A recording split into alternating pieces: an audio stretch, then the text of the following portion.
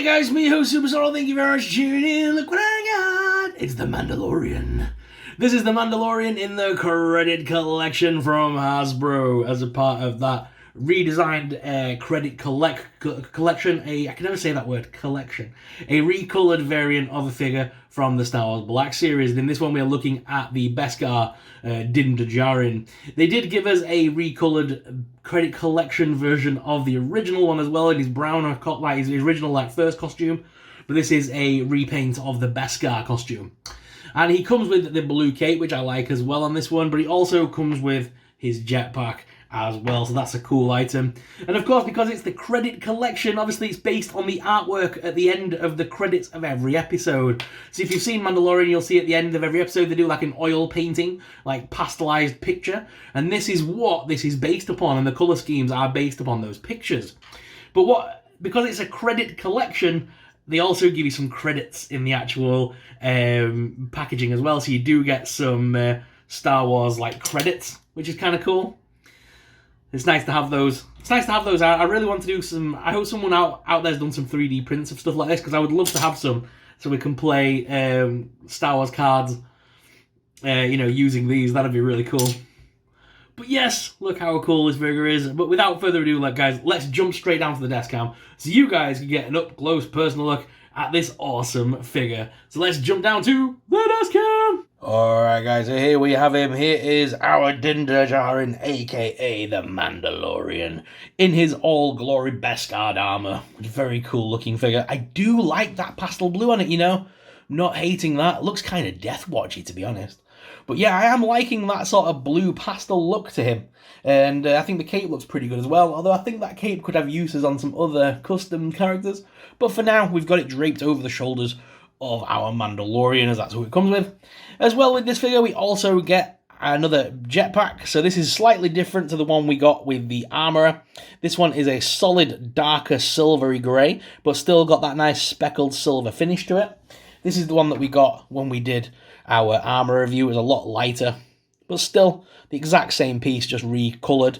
They gave us one of these when they did the Jango Fett release as well. We got one of these. So these are useful to have if you ever lose a jetpack. I do have quite a few of these little loose jetpacks now because of these figures, because I don't always display my figures with the jetpacks. So I do have quite a few of them in my fodder box now. And of course, because he's the Mandalorian, he comes with his side pistol, although for some reason mine's missing the side pistol right now. I'm not sure where I've plonked that when I opened him out of his packaging, so oh no. But don't worry, we've got 1,000 other Mandalorians that all have side guns, so I'm not too worried about that. Although we do still have the nice big rifle. Although they didn't colour this any different. I was expecting this to have some form of funky colour scheme to it, but they didn't. They just left it as normal. But that's cool, because it's always good to have an extra big Mandalorian-style rifle to have. Plus, because when they did the Boba Fett Christmassy, I always call it the Christmas edition, but it's not, it's the Droids one. They didn't give us this rifle that he had in the TV series and in the holiday special. So it would be cool to repaint this in the colour scheme of the holiday special, to be honest. But that aside for now, this is from the Black Series collection, as you must know, and this particular version is the Credit Collection. Named as such because it's based on the credits of The Mandalorian. Every credits you will see, they do like a pastel drawing or portrait of the episode and some artwork. And they're all done in like a pastel style. And this is what that colour scheme is based upon. It's how he looks in those pictures. Not only do they call it that because of that, but they also give us some credits in the actual packaging as well. And it's very cool to have these cool little credits that are thrown in with every figure, so you have some Star Wars credits over the time of collecting these.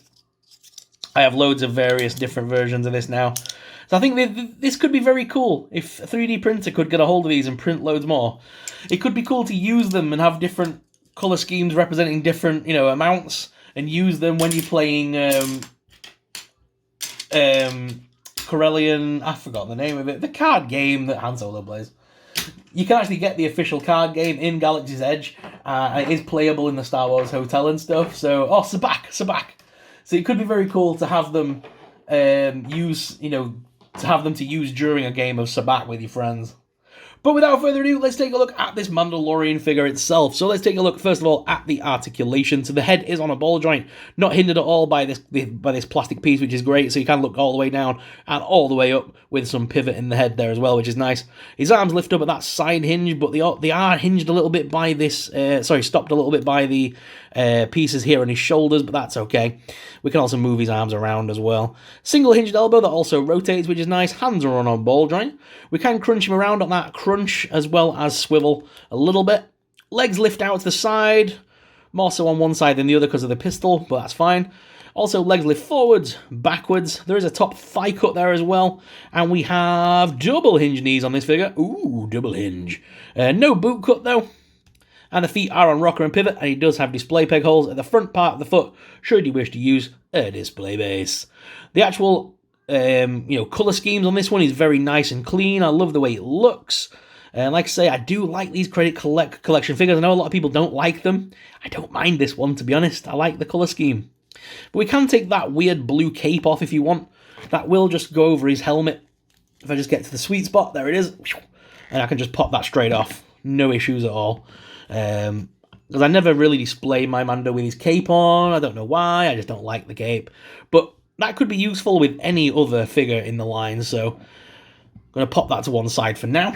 But the figure does also come with his jetpack, so let's go ahead and take a look at that as well. As I say, it's got that nice silvery finish to it, and I can pop that in the back of the figure and port that into the two options there. And there you have it. The Mando now has his trusty jetpack, which is very cool. You can also put the little fire pieces in the bottom, because they do have a little bit of a nub there in the bottom, as you can see, so you can put some effects pieces in there, should you wish to. He does have the fully working holster, but like I say, mine is missing his gun right now. Not sure what happened there, but there is a fully working holster on his left. But he does come also with his big trusty rifle, which has that little nub part. Where is it? There it is. So you can slot it into the back of the figure as well. There is like a little hole on this part, so if you can sort of feed that through there. I sort of noticed if you pushed it over here to that part where there's the hole for the back, and you can kind of slot those through together, and that helps him just stick to the back. But obviously that then hinders the jetpack, because you can't really have the jetpack on and the giant gun. So you'd have to have the cape piece draped over to the side as well. But either way, he looks really cool. You can't beat Mandalorian. He's such a cool figure. And of course, we need to see him side by side with the original Beskar Mando. So let's go ahead and drag Beskar Mando into this review as well. There he is, fresh from the shelf. And yeah, both these figures still stand up for me. They're still pretty decent figures. Admittedly, I do love this new version with the blue on it, because it reminds me of Django so much as well. Very reminiscent of like Death Watch. And I just think it makes the armor pop a little more. Having the splashes on there of blue just makes the armor stand out a little bit more. The right hand side one, the original one, looks a little bit plain now in my opinion, because this blue splash of paint really adds something to the figure for me. But guys, what are your thoughts on this one? Let us know in the comments down below. Hope you enjoyed this video, but let's head on back to the main cam and finish off this video. So guys, what are your thoughts on this figure? Let us know in the comments down below. If you did enjoy today's review, please hit that like and subscribe button. Subscribing really supports us. It really helps out and helps us to keep making awesome videos like this.